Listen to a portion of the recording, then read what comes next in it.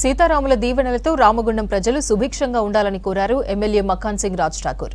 పెద్దపల్లి జిల్లా గోదావరికని శ్రీ కోదండరామాలయంలో ఎంపీ అభ్యర్థి గడ్డం వంశీకృష్ణతో కలిసి శ్రీరామనవమి వేడుకల్లో పాల్గొన్నారు ఎమ్మెల్యే. సీతారాములకు పట్టు వస్త్రాలు, తలంబ్రాలు సమర్పించారు. కళ్యాణోత్సవానికి వచ్చే భక్తులకు ఇబ్బందులు లేకుండా చలువ పందిళ్లు, కూలర్లు ఏర్పాటు చేశారు అధికారులు. అవాంఛనీయ ఘటనలు చోటు చేసుకోకుండా బందోబస్తు చేపట్టారు పోలీసులు.